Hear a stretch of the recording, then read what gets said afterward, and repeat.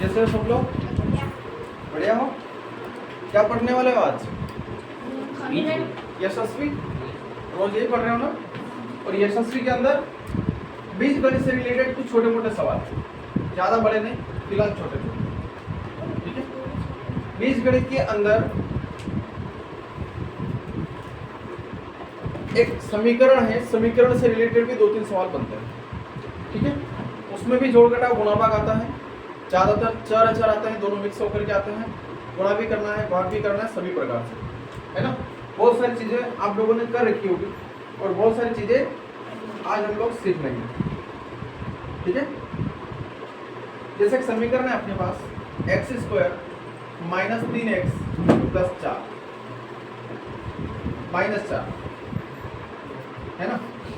अब यहां से हम सीखने जा रहे हैं सबसे पहले कि x² का गुणांक, क्या सीखने जा रहे हैं? एक क्वेश्चन आता है साहब, ऐसे कोई समीकरण दे दी उसमें x² का गुणांक, x का गुणांक या अचर गुणांक, क्योंकि ये जो समीकरण होते हैं इसकी तुलना हम कौन से समीकरण से करते हैं? व्यापक समीकरण ax² + bx + c = 0, ठीक है? इस व्यापक समीकरण से हम इसकी तुलना करते हैं। आप लोग एक बात पे ध्यान दीजिए कि व्यापक समीकरण के अंदर कोई भी मान माइनस में नहीं है, ठीक है? कोई भी मान माइनस में नहीं है, यानी कि व्यापक समीकरण जो बनाई गई है या बनी हुई है वो पूरा धन चिन्हों के आधार पर बनी हुई है, ठीक है? जब हम इस समीकरण की तुलना इस समीकरण से करते हैं तो हमें अलग अलग रूप से मान मिलते हैं। कैसे? जैसे कि अगर यहाँ पर हम x² के साथ में अगर देखा जाए तो क्या दिख रहा है आप लोगों को? प्लस का 1 दिख रहा है, ठीक है? और यहाँ पर अगर x² के साथ में देखा जाए तो प्लस का a दिख रहा है। यहाँ पर x के साथ में देखा जाए तो कितना दिख रहा है? माइनस का 3 दिख रहा है मुझे।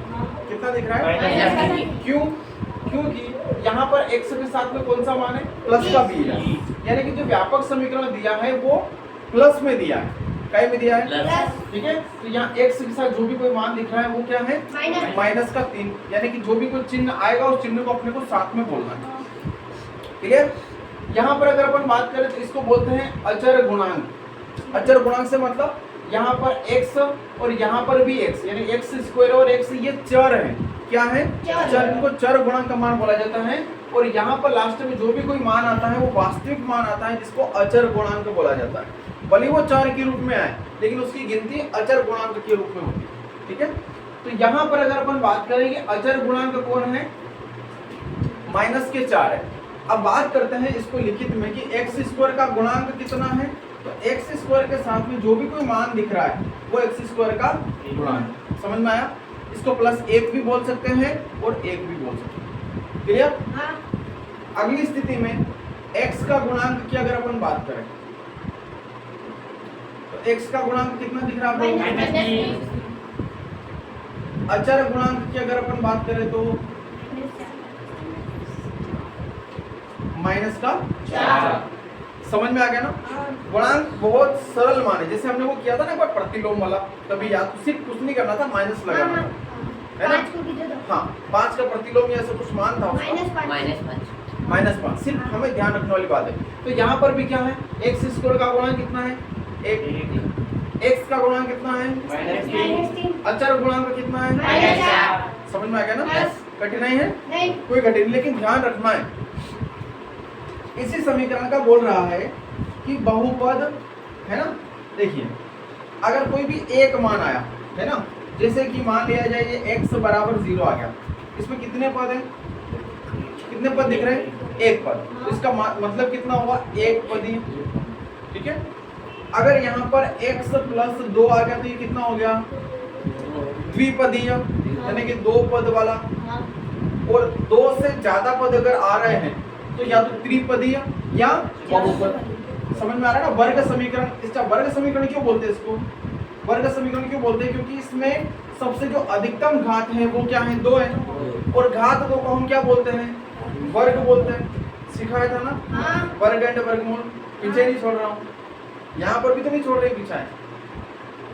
तो इसमें अधिकतम घात कौन सी है? 2, और 2 को हम क्या बोलते हैं? वर्गमूल, सॉरी वर्ग, है ना? इसलिए क्या बोलते हैं इसको? एक पदीय, द्विपदीय और बहुपदीय या त्रिपदीय। ठीक है, और इसका जो समीकरण आती है ये आती है वर्ग समीकरण। कौन समीकरण बोलते हैं इसको? वर्ग समीकरण। वैसे अलग अलग नाम होते हैं लेकिन एक और वर्ग समीकरण के नाम से जानते हैं। तो यहाँ पर ये एक पदीय मान हो गया, ये द्विपदीय हो गया और ये बहुपदीय या त्रिपदीय वाला हो गया। इसमें क्या आएगा? x square plus 2x plus 3 बराबर 0। तो कभी कभी समीकरण देकर के पूछा जाता है कि इसमें ये समीकरण है एक पदीय, द्विपदीय, बहुपदीय या कोई नहीं, तो फिर अपने को इस समीकरण को देख करके पता लगाना है कि एक पदीय, द्विपदीय और बहुपदीय। इसमें 3 या 3 से ज्यादा भी हो सकता है। समझ में आ रहा है ना? कितना भी चला जाए फिर वो बहुपद के अंतर्गत ही आएगा। समझ में आ गया ना? छोटी छोटी बातें हैं लेकिन ध्यान रखने वाली बातें। 10वीं का कोई सा पेपर उठा के देख लेना, इनसे रिलेटेड सवाल जरूर आए होंगे आप लोगों को। 11वीं में जो चले गए आए थे, त्रैमासिक में भी आते हैं, अर्धवार्षिक में भी आते हैं, वार्षिक में भी आते हैं। ठीक है, आप लोगों की कक्षा 8वीं के अंतर्गत भी आए हैं? झूठ तो नहीं बोल रहा हूँ। नया सिलेबस की मुझे नहीं मालूम है, लेकिन मुझे जहां तक अनुमान है ये सारी चीजें आप लोगों को 6ठी या 7वीं क्लास से आ जाती है। इतना बड़ा स्तर नहीं आता लेकिन छोटे छोटे स्तरों में आ जाती है। ठीक है, अब ये जो समीकरण दिया था इसका उसने क्या बोला था उनसे। अब चलते हैं हम अपने सवालों की तरफ। x square minus 3x minus 4 ये बहुपद है। इस बहुपद का शून्य पूछ रहा है। क्या पूछ रहा है? शून्य पूछ रहा है। इसका शून्यक निकालने से पहले हमें निकालना है गुणनखंड। क्या निकालना है? अगर आप लोगों को गुणनखंड निकालना आ गए तो सिर्फ ये एक सवाल नहीं, इस वैरायटी के 3 से 4 वैरायटी में अलग अलग प्रकार से सवाल पूछे जाते हैं। कहीं शून्यक नाम रख करके पूछा जाएगा और कहीं मूल नाम रख करके पूछा जाएगा। कक्षा 10वीं में आप लोगों ने ये 2 यूनिटें अलग अलग वैरायटी में बहुत बढ़िया था पढ़ी होगी, पढ़ी थी, याद होगा भी थोड़ा बहुत। तो एक शून्य के रूप में, दूसरा मूल के रूप में, है ना? अल्फा प्लस बीटा बराबर मूलों का योगफल। हाँ, अल्फा प्लस बीटा को क्या बोलते थे? मूलों का योगफल, है ना? और उसका सूत्र क्या बनता था? माइनस बी बटा एक्स स्क्वायर या ए स्क्वायर, और मूलों का गुणनफल अल्फा इंटू बीटा बराबर सी बटा ए बनता था। ये वही सवाल है, लेकिन इन सबसे पहले क्या निकालना इनका? गुणनखंड। अब जिसमें शून्य पूछा, मैं अपनी थोड़ी सी दिशा बदल देता हूँ और मैं बोलता हूँ कि हम सबसे पहले क्या निकालने जा रहे हैं? गुणनखंड। परीक्षा में एक समीकरण दे दी और समीकरण के बाद उसने बोल दिया इसका गुणनखंड निकालिए या इसका गुणनखंड है। तो गुणनखंड क्या है वो चलता है। गुणनखंड में सबसे पहले क्या होता है कि एक्स स्क्वायर का गुणांक और लास्ट वाला गुणांक, है ना? एक्स स्क्वायर का गुणांक कितना है? 1। अचर गुणांक कितना है? है ना? तो दोनों का आपस में गुणा करना है, कितना आएगा? माइनस के 4। हाँ चलो, यहाँ पर कितना है? -3। बीच में कितना है? -3 यानी कि -4 और -3। अब यहाँ पर ध्यान रखने वाली बात क्या है?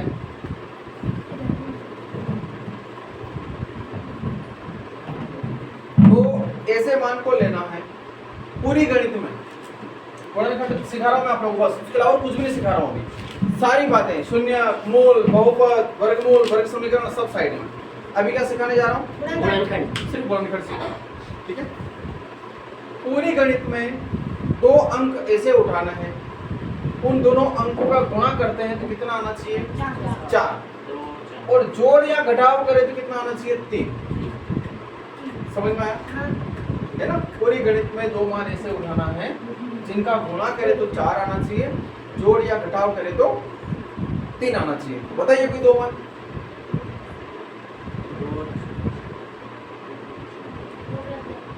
आप लोगों को आता है ना गुणनखंड करना? क्या होगा?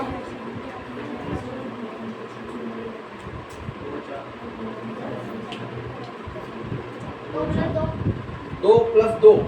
अगर 2 और 2 का गुणा करेंगे 4 तो आ जाएगा। लेकिन 2 और 2 को जोड़ या घटाओ में 3 कैसे लाओ? संख्या वही होना चाहिए।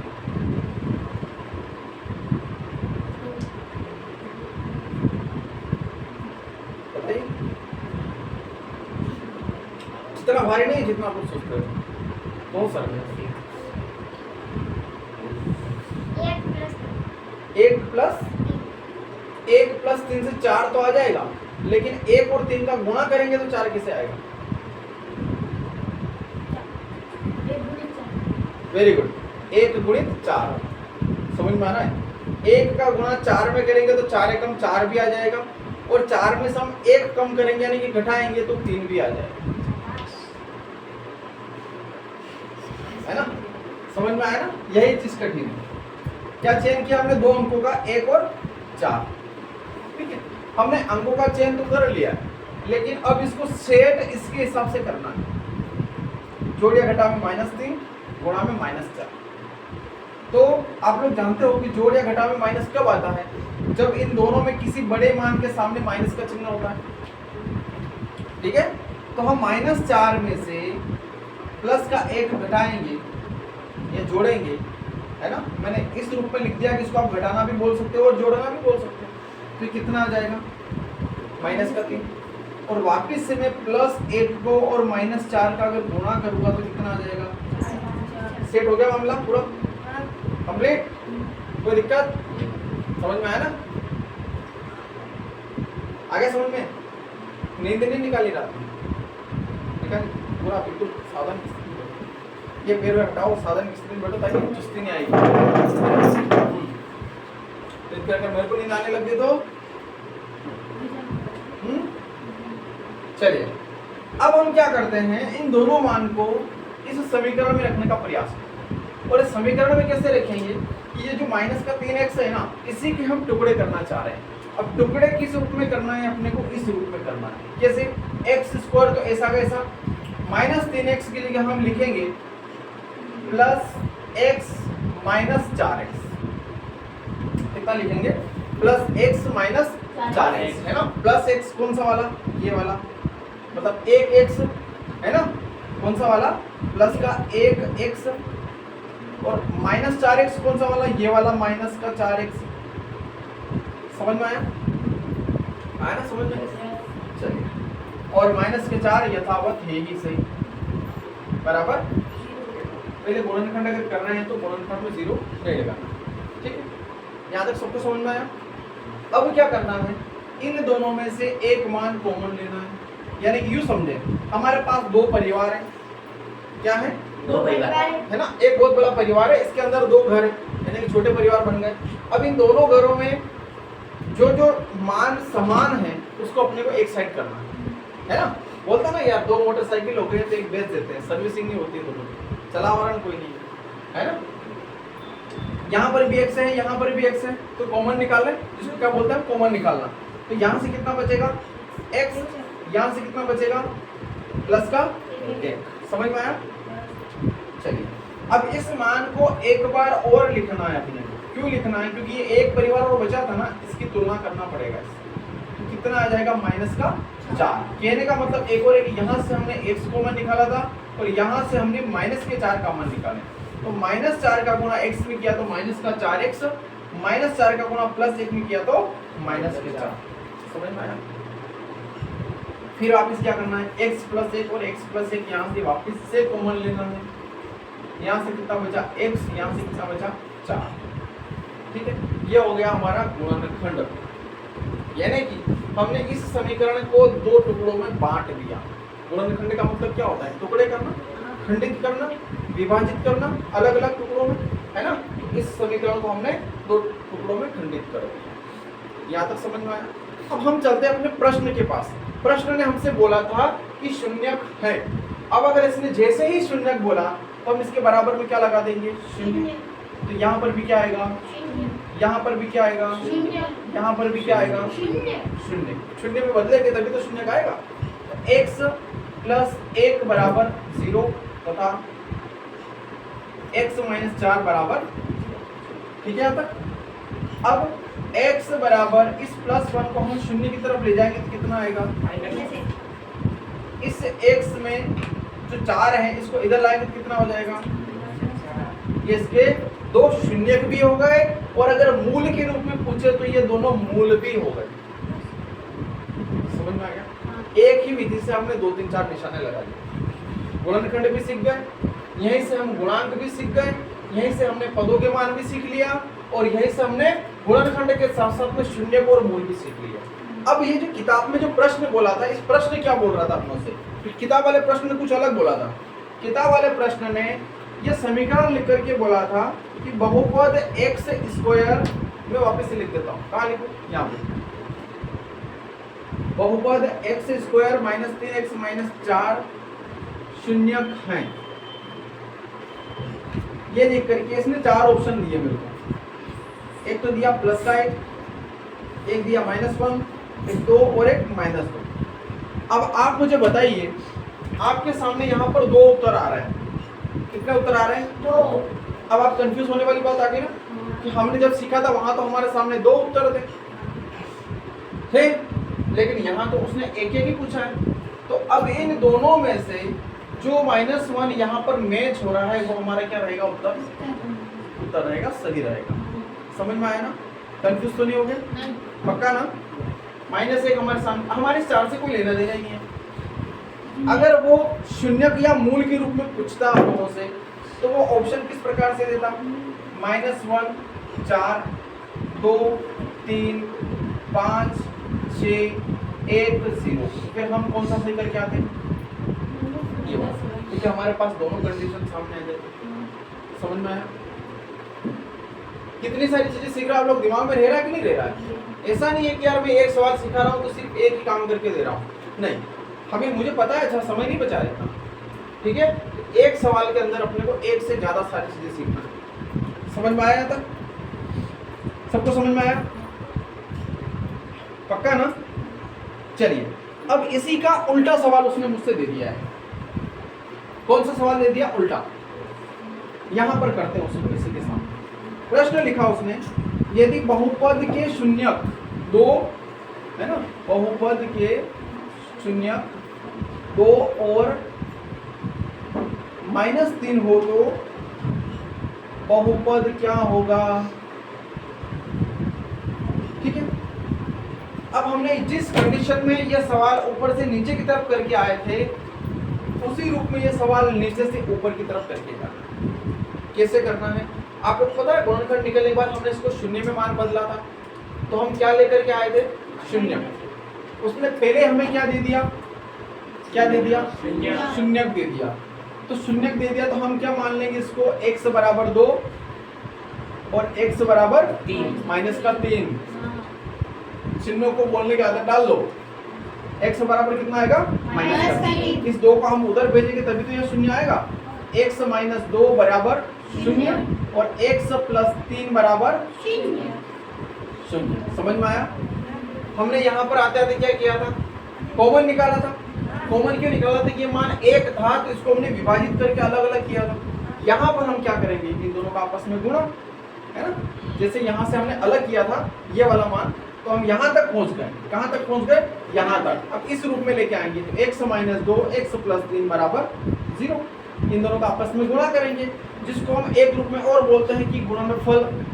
क्या बोलते हैं? गुणनफल, है ना? इसको बोला था गुणनखंड, इसको बोलेंगे गुणनफल। 2 टुकड़े हैं उनको जोड़ना गुणनफल, है ना? मेहनत करिए तो मेहनत का फल तो मिलना है। उसी प्रकार से दोनों अलग अलग मान थे, इनका फल अपने को लेकर के आना है। अब क्या करना है? इन दोनों का आपस में गुणा करना है। कर दे।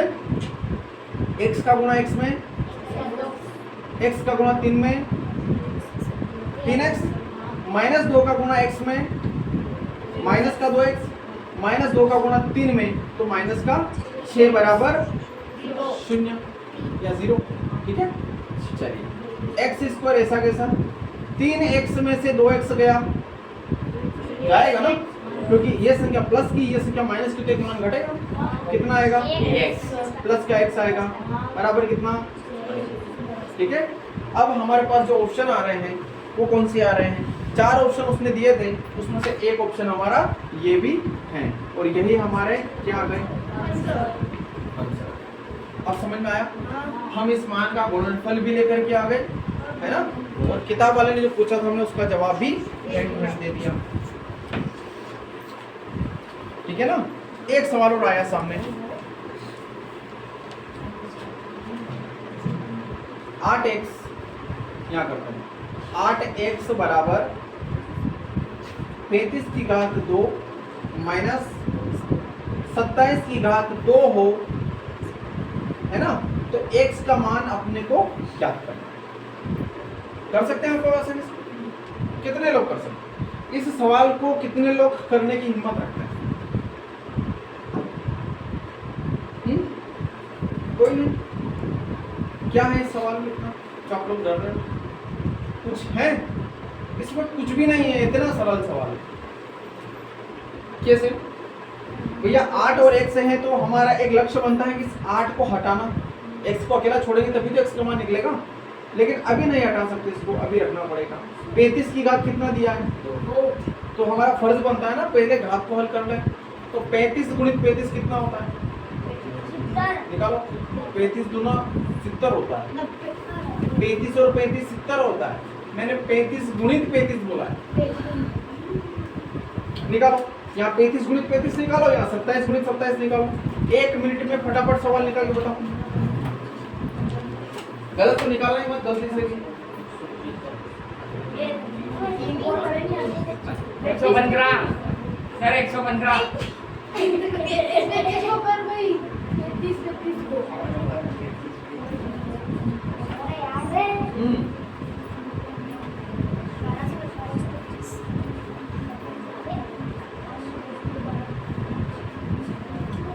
सत्ताईस का कितना आया? 729 पक्का? मैंने किया नहीं है ना। इतना आवाज करने के लिए बोला है, चुपचाप बैठ जा।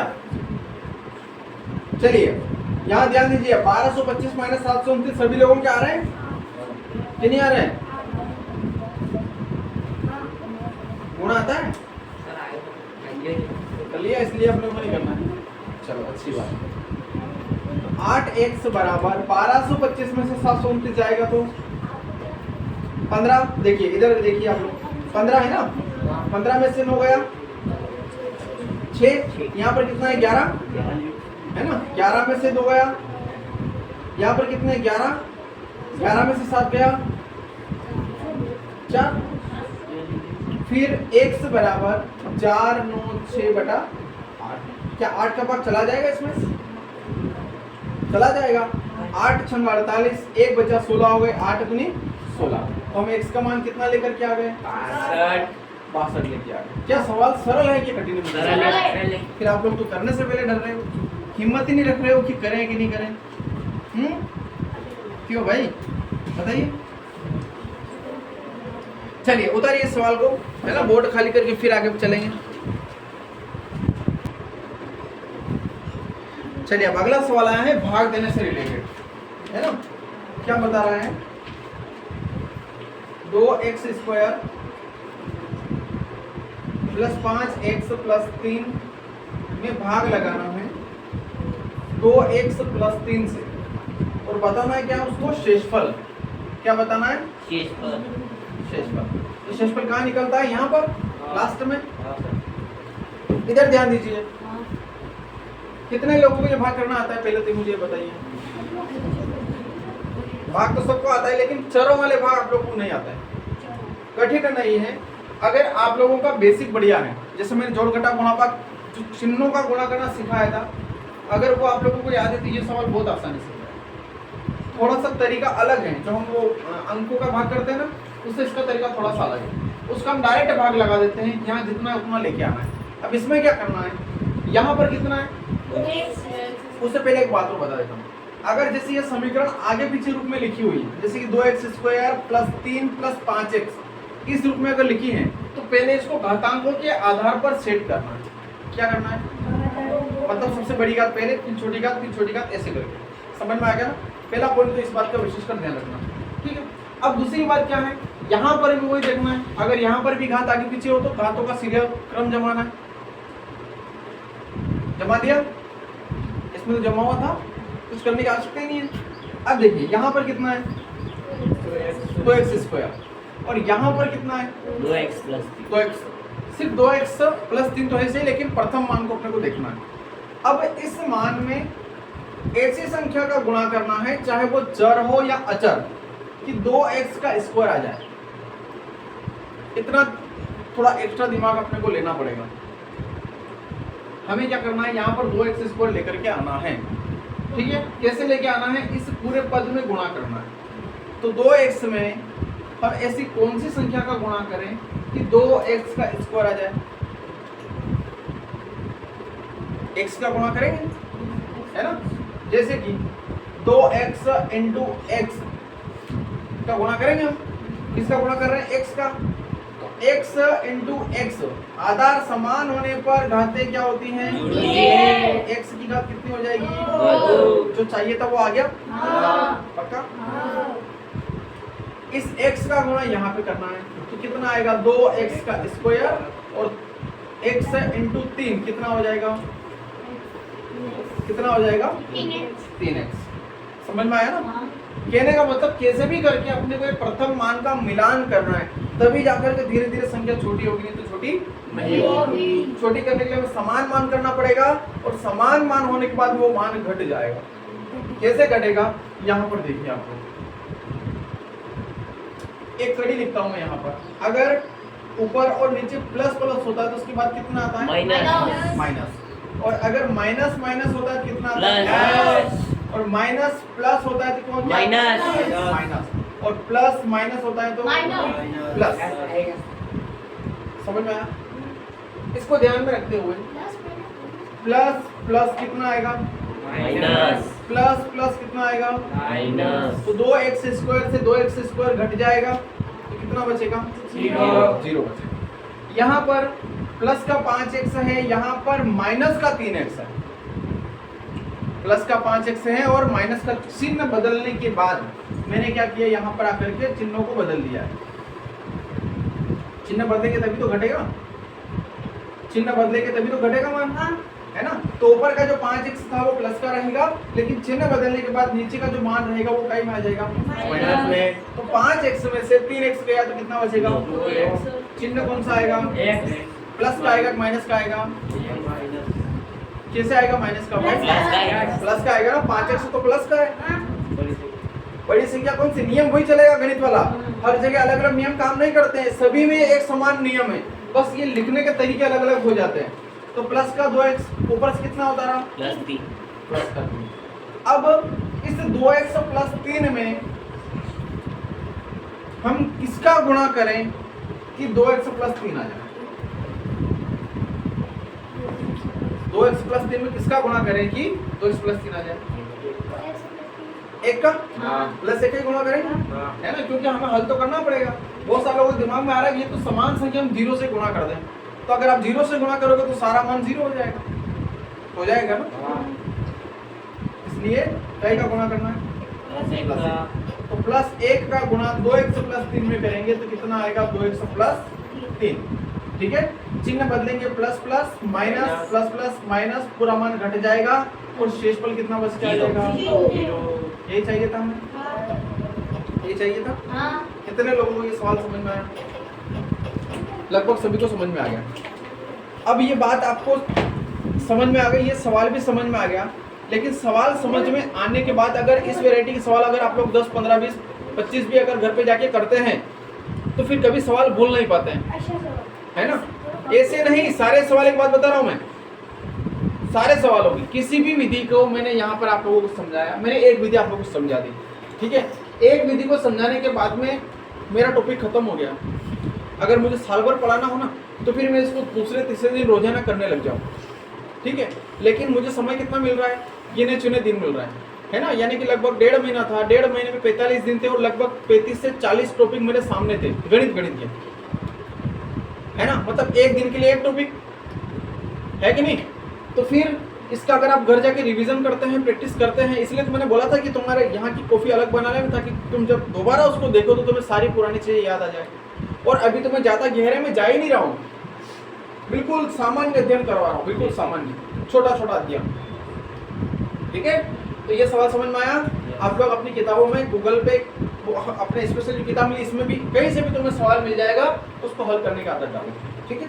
इसी वैरायटी का एक सवाल और आया है, उसको भी करते हैं, है ना। छोटी मोटी मिस्टेक रही होगी तो उसको हम सुधार लेंगे। चलिए अगला सवाल यहाँ लिखता हूँ। x की घात 3 माइनस 1 को x माइनस 1 से भाग देना है और भागफल बताना है। क्या बताना है?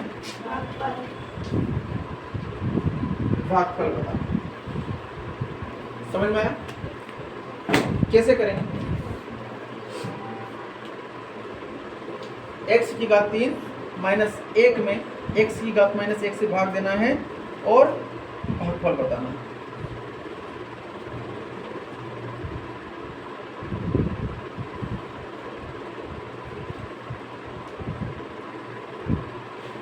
कुछ आइडिया दिमाग में आ रहा है? आप लोगों ने एक्स क्यूब या ए क्यूब माइनस बी क्यूब बराबर सवाल सूत्र लिखे होंगे, देखे होंगे, है ना।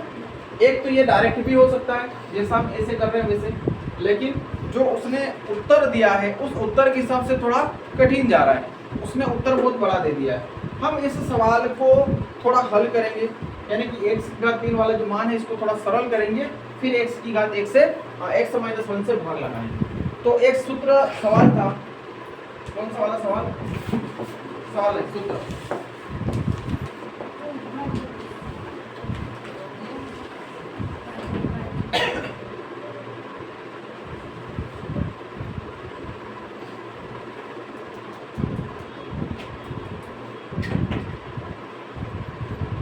माइनस वाला है ना?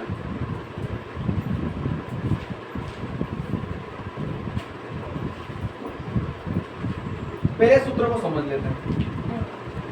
a cube minus B cube बराबर a माइनस बी और a square plus B square plus 1। अगर ये सूत्र होता है तो इसको इस रूप में अपने को लिखना पड़ता है। क्या आपको लगता है कि हमारा सवाल इस सूत्र के कॉमन में है? जो x की घात 3 माइनस 1 जो लिखा हुआ है, क्या मैं उसको x की घात 3 माइनस 1 की घात 3 लिख सकता हूँ? जल्दी बताइए। x की घात 3 माइनस 1 की घात 3 लिख सकता हूँ या नहीं लिख सकता? आप सभी जानते हैं कि 1 की घात हम 1 तो क्या 2 क्या 10 1000 2000 कितनी भी लगा दें, और जब हम उनका आपस में गुणा करेंगे तो वापस लास्ट में कितना आना है? 1 ही आना है। यानी कि मैंने जो लिखा वो सही लिखा, ठीक है। तो x की घात 3 माइनस 1 की घात 3 को मैं इस सूत्र के हिसाब से जब लिखना चाहूं तो लिख दूं। क्या लिखूं? x की घात 3 माइनस 1 की घात 3 बराबर x minus 1 x square plus 1 का स्क्वायर प्लस x इंटू 1, ये आएगा, ठीक है। अब x की घात 2 जो है इसको मैं चाहूं तो सिर्फ 1 लिख सकता हूं, इसको 1 की घात 2 को कितना लिख सकता हूं? 1। लेकिन आगे हल करते हैं। x माइनस 1 ऐसा का ऐसा x square plus 1 plus x। यहां तक आप लोगों को समझ में आया? पक्का? पक्का ना? चलिए मैं इसको वापस इस रूप में लिख रहा हूं। अब कहने का मतलब यहाँ पर क्या किया हमने, आप लोगों के पास अगर प्रैक्टिस है तो हमने इस x की घात 3 माइनस 1 की जगह हमने इसके टुकड़े करके इस रूप में इसको लिख दिया, और जो भाग देना था, किसका भाग देना था? x माइनस 1 का भाग दे करके अपने को भागफल निकालना था। क्या निकालना था? है ना। तो यहाँ पर भी कितना है? नीचे x माइनस 1 और ऊपर भी कितना है? x minus 1। तो जो बचा है वो क्या हो गया हमारा? x square plus x plus 1। घातांकों के आधार की मैंने आप लोगों से बोला था, कंफ्यूज होंगे आप लोग, ठीक है। तो जो बचा वो क्या बचा हमारे पास? x square plus x plus 1, यही हमारा क्या बचा हुआ था। लेकिन अगर इसी सवाल वाला अपनों से कुछ एक्स्ट्रा पूछ लेता है कि शेषफल बताना है, तो फिर हम यहाँ से शेषफल बता नहीं सकते, उचित नहीं है। हम इसको थोड़ा और हल करते हैं। कैसे हल करते हैं? यहाँ तक हम आए हैं, है ना, यहाँ तक। तो हमारे पास जो था x की घात 3 माइनस 1 बराबर x minus 1 x square plus 1 plus x, ठीक है, ये हमारे पास है। हम क्या करेंगे, इसको थोड़ा और सरल करेंगे, और थोड़ा और सरल करने के लिए हम इन दोनों का आपस में गुणा करना पड़ेगा। तो x का गुणा x की घात 2 में, तो x की घात कितना हो जाएगा, 3 हो जाएगा। फिर x का गुणा प्लस 1 में, तो प्लस का x हो जाएगा, और x का गुणा x में, तो प्लस का x का स्क्वायर हो जाएगा, ठीक है। फिर माइनस 1 का गुणा x स्क्वायर में करेंगे तो माइनस का x स्क्वायर हो जाएगा, माइनस 1 का गुणा प्लस 1 में करेंगे तो माइनस का 1 हो जाएगा, और माइनस 1 का गुणा x में करेंगे तो माइनस का x हो जाएगा। गुणा किया मैंने, थोड़ा फास्ट समझ में आ ही गया होगा। यहाँ आते आते देखिए, एक प्लस का एक माइनस का दोनों मान घट चुके हैं। ये माइनस का x, ये प्लस का x, तो ये भी क्या हो गया, घट चुका है। तो x की घात 3 माइनस, ये तो हम उसी स्थिति में आ गए, है ना। लेकिन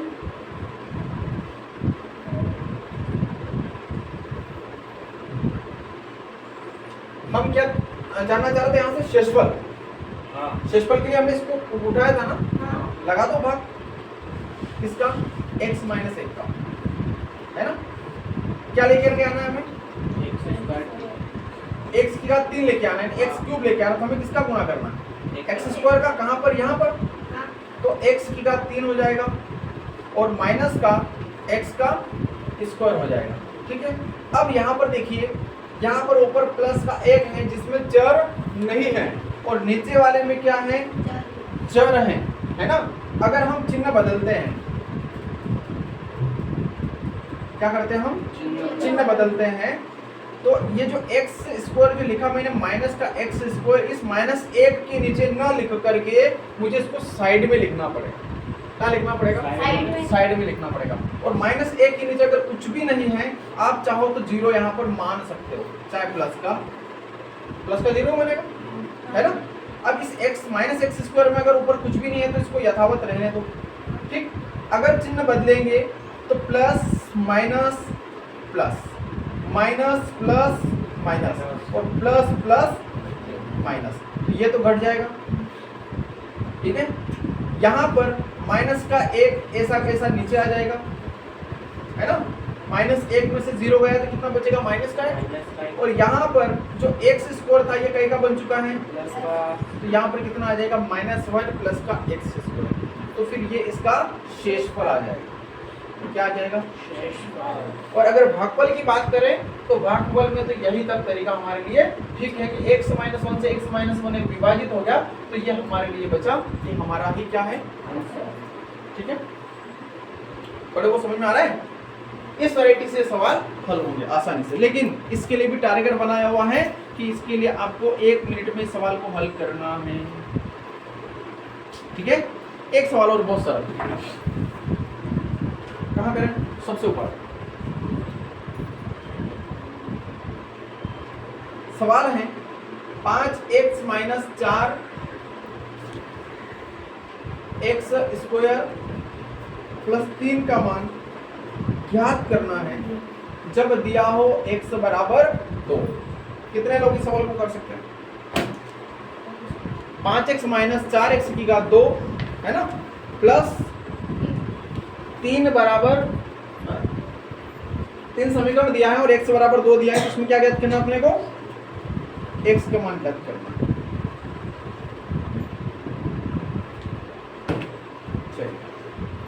इतना कठिन तो नहीं है जितना आप लोग कर रहे हो। शुद्ध बात बताइए कि जहां जहां x दिख रहा वहां वहां कितना रखना है, 2 रखना है। 4 गुणित x की घात 2 यानी कि 2 की घात प्लस 3, ठीक है। 5 दूनी माइनस की जगह 2 दूनी 4, है ना, 2 की घात 2 यानी कितना है 4, और 4 का गुणा 4 में करेंगे तो प्लस का, ठीक है। 10 माइनस 16 कितना बचा, कितना बचा, कितना बचा, 10 माइनस 16 कितना बचा, माइनस का 6 बचा है, माइनस का 6 प्लस का 3 कितना बचा, माइनस का 6 प्लस का 3 कितना बचा, माइनस के 3। ये इसके ऊपर, ठीक है, सरल सवाल। यहाँ शेषफल पूछा ही नहीं, उसमें सिर्फ मान पूछा था कि इस समीकरण का मान अपने को बताना है, दिया आपने x बराबर 2।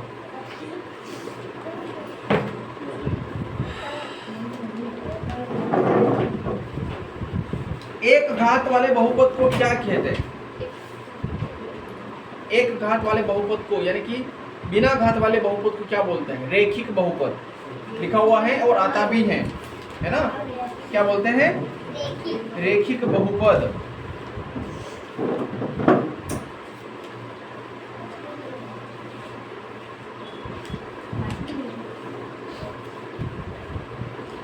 चलिए एक सवाल और है, एक सवाल की और जगह दिख रही है अपने को, इसलिए यहाँ करते हैं इसको, बाद में उतार लेना आप लोग, पहले ध्यान दीजिए। लिखा है सवाल की 6 - x - x स्क्वायर के गुणनखंड है। क्या बताना है? गुणनखंड है। आप लोगों को लगता है कि सवाल आप लोग करने लायक है? लगता है? प्रथम सवाल जो उन्होंने किया था उसमें क्या निकाला था? गुणनखंड। इसने क्या पूछा? सेम सवाल है, तरीका थोड़ा सा अलग है। कर सकते हैं? कर सकते हैं कि नहीं कर सकते? कर सकते हैं, करिए। देखिए यहाँ पर जो मान दिया है ये थोड़ा आगे पीछे दिया है, उसको हम पहले सिस्टमेटिक जमाते हैं। तो x स्क्वायर - x + 3। क्लियर? शून्य नहीं बोला है तो हमें बराबर शून्य लगाने की आवश्यकता नहीं है। हमारा जो नियम बोलता है कि फर्स्ट एंड लास्ट का आपस में गुणा करना है ना, कितना आएगा? 6। बीच वाला -1 इसका भी अपने को ध्यान रखना, ठीक है ना? अब दो संख्या ऐसी लेना है जिनका हम आपस में गुणा करें तो 6 आना चाहिए, और जोड़ या घटाव करें तो कितना आना चाहिए? -1 आना चाहिए। चल रहा कुछ दिमाग में? ये बोर्ड पे लिखा हुआ दिख रहा है आप लोगों को कुछ? कितना आएगा? जो गुणा करे तो 6, जोड़ या घटाव करे तो -1।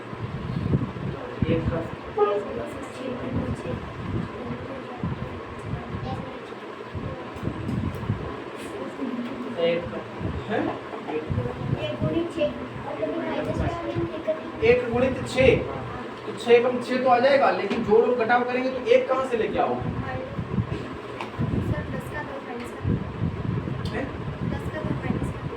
प्लस का 2 और माइनस के 3 है ना? प्लस का 2 और माइनस के 3। सबसे पहले 3 और 2 को लेते हैं, हम इनको गुणा करते तो कितना आता है? और इनमें से मतलब 3 में से 2 घटाते तो कितना आता है? 1। अब समस्या एक और आ गई। कौन सी समस्या आ गई? कि भैया हमें जो गुणा वाला जो मान चाहिए था वो प्लस में चाहिए था, लेकिन घटा वाला जो मान चाहिए था वो क्या में चाहिए था? माइनस में चाहिए था। यहाँ पर दिया ना इसमें -1।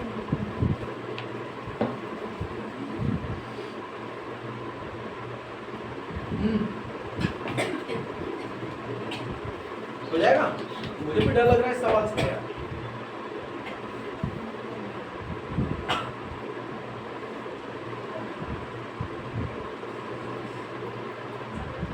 हमने सवाल में थोड़ी सी त्रुटि कर दी, आगे पीछे लिखा ना, तो यहाँ पर ये लिखा ही नहीं हमने। माइनस का x स्क्वायर था तो माइनस का x स्क्वायर लिखना है ना? माइनस का x स्क्वायर, माइनस का x और प्लस का 6। अब यहाँ की अगर अपन बात करते हैं तो यहाँ पर +1 की जगह कितना आ जाएगा? माइनस। तो जो गुणा वाला मान आएगा वो क्या ही आना चाहिए? -6। अब हमारा मान सही हुआ। कैसे हुआ? कि 3 में से 3 और 2 का गुणा करें कितना आएगा? 6, और 3 में से 2 घटाएंगे कितना आएगा? 1 आएगा माइनस का, ठीक है? अब इन दोनों में से किसी एक मान को हमें माइनस का मान देना है। अगर हम 2 को देते हैं माइनस, तो माइनस का 6 तो आ जाएगा, लेकिन 3 में से 2 घटाएंगे तो आएगा कितना? प्लस का 1। हमें चाहिए माइनस का 1, तो हम ये -2 को ना देकर के किसको देते हैं? 3 को। तो -3 में 6 माइनस में आ गया, और 3 में से 2 जाएगा तो कितना आ जाएगा? -8। अब समझ में आया? ठीक है ना? चलिए अब इसको हम लिखते हैं माइनस का x स्क्वायर माइनस का 3x प्लस का 2x प्लस का 6, ठीक है? 3x में से 2x गया तो कितना बचा? माइनस का x बचा, है ना? माइनस का 3x में से प्लस का 2x गया तो कितना बचा? माइनस का x, ठीक है? यहाँ से कॉमन लेते हैं, कितना आएगा? माइनस का x कॉमन आ जाएगा, तो यहाँ से बचेगा x, है ना? वो भी प्लस का, और यहाँ से बचेगा प्लस का 3 x प्लस 3 को हम दोबारा लिखेंगे और इन दोनों का आपस में तुलना करेंगे तो मान आ जाएगा प्लस का 2x प्लस 6। क्लियर? फिर यहाँ से और यहाँ से कॉमन लेंगे x प्लस 3 और माइनस का x प्लस 2। ठीक है, ये हमारे क्या आ गए दो पूरा निकल x प्लस 3 और माइनस x प्लस 2 क्या आ गए पूरा निकल। किताब वाला क्या बोलता है? ये बोलता है ना? इसको आगे पीछे लिख सकते हैं बस चाहे तो। इसको आगे पीछे लिखने में कोई दिक्कत नहीं है, इस बात का ध्यान रखना। ये हमारे समझने के लिए था, इसको लिखना जरूरी नहीं है, लेकिन अभी आप लोग लिख सकते। ठीक है, क्या टाइम हुआ? कुछ टाइम बताएगा? 10:05। 10 अच्छा, तेरी घड़ी 10 मिनट आगे मतलब।